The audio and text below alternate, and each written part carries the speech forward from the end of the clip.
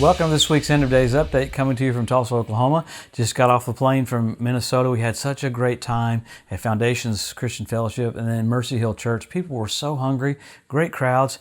And if you're anywhere near Grand Junction, Colorado this weekend, we'll be at Faith Heights Church Sunday morning, Sunday night. We'll get into the Word and have a great time. There's something about promoting Jesus. If He be lifted up, He'll draw all men unto Him. So we're coming to you every week to look at the different things that point to the coming of the Lord, and specifically the gathering of nations for the Ezekiel 38 war, because that happens just after the rapture.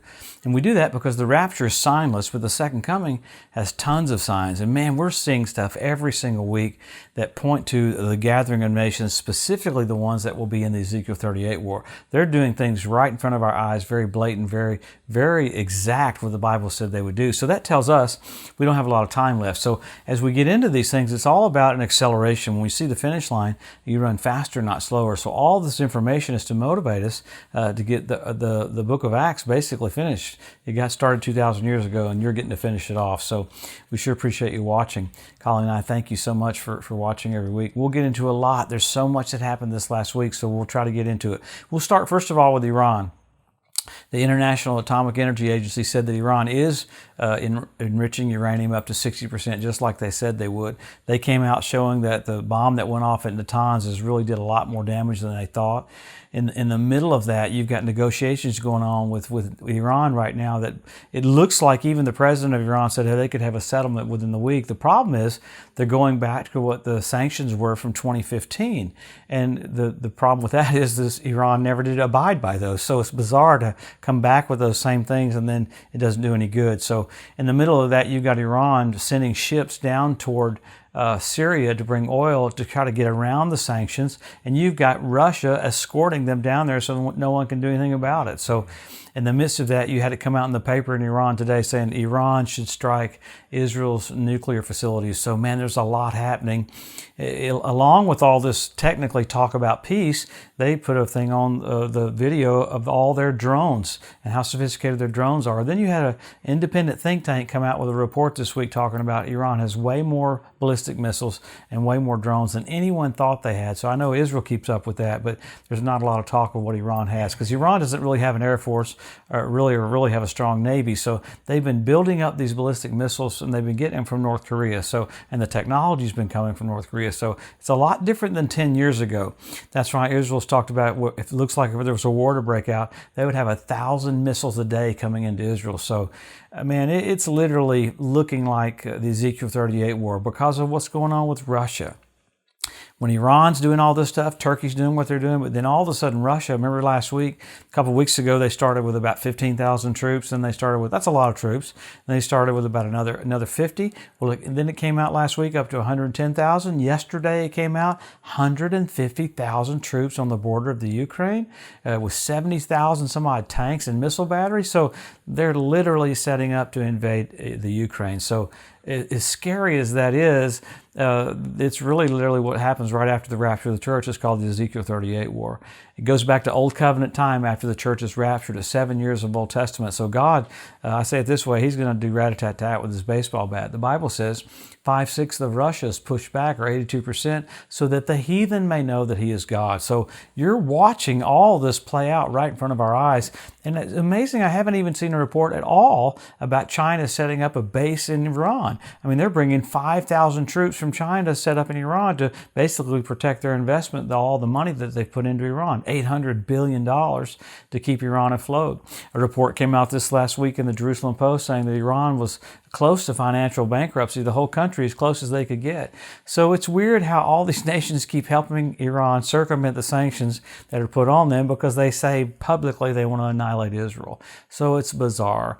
And then you had Russia doing a blockade. So you had naval vessels coming from England up into the Black Sea, and Russia said, you're not coming in here. So I am totally intrigued that the rest of the world's not really talking about this.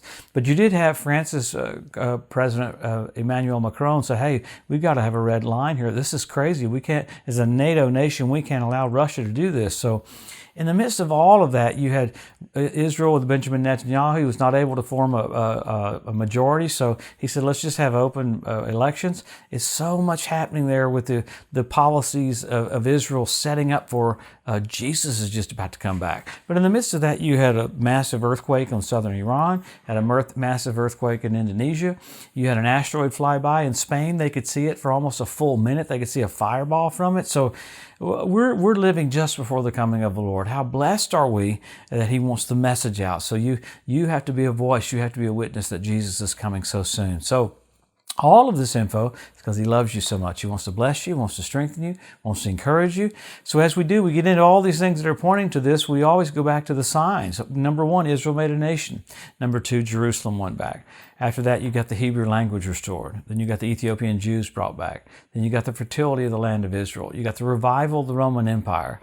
You have the Temple Mount Institute. Man, they're ready to start having sacrifices right now. You talk about being in position. Jordan's even talking about how they have oversight of the Temple Mount, but there's so much going on about the Temple Mount as well. So we get into all that. Men will be lovers themselves. You have selfie sticks. You have 172 different species of predatory birds. That's radical. You have the cleanup crew in Israel right now. So you had fish show up in the Dead Sea. You had foxes show up on the Temple Mount. You had the ritual baths around the temple fill up with water. You had Rabbi Yitzhak Kaduri prophesy that Israel would be ruled by two Benjamin just before the coming of the Messiah. That's so wild that it happened this last year. So event after event, prophecy after prophecy, pointing to the entrance of the King. So you've gone from signs that you got signals now. You had blood red moons on Passover and Tabernacles. You had 4 in a row. When's the last time you had 4 in a row? 1967 when Jerusalem was won back. 1948 when Israel was made a nation, and 1492 at the Edict of Expulsion when the Jews were kicked out of Spain. So amazing. And then after that, you had the Bethlehem Star. That's so cool. People don't talk about that much, but man, at the birth of Jesus, you had Jupiter, Regulus, and Venus come together. The constellation was Virgo. This last year, NBC Nightly News, so we have a celestial event. Man, my ears perked up. You have Jupiter, Regulus, and Venus coming together. You have the Bethlehem Star. Man, the heavens are preaching to us. They're showing forth the glory of God. What was the constellation? Leo, he's the Lion of the tribe of Judah. So there's many more things we could talk about, the stars that I don't get into every week that coincided with specific things happening to the nation of Israel. What's getting ready to happen? You're getting ready to see the church depart and the earth go into a 7-year tribulation so Jesus can present Himself to His brethren like Joseph did. Everything is being set up for the entrance of the King. Wow. The earth getting ready to receive God. So what do? Help our local church, help our local pastor get the message out. Jesus is just about to come back. It's so low-key in some areas, but so over the top in some areas. But I'm telling you what, we've got to get the message out. We have a lot of work to do in a short period of time. Why? We're about to see Jesus face to face.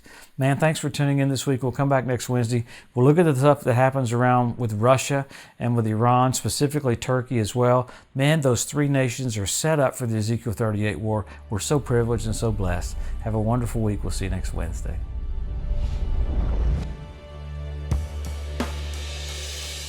Thanks for joining us today at the End of Days Update. If you'd like to be notified every time there's a new post, just go to the edu at josephmorris.com and subscribe to receive email alerts. If these posts and updates have been a blessing to you, please consider making a one-time donation to help get the message out, or even becoming a monthly partner with Joseph Morris Ministries. Thanks again for tuning in to the EDU, and we'll see you next week.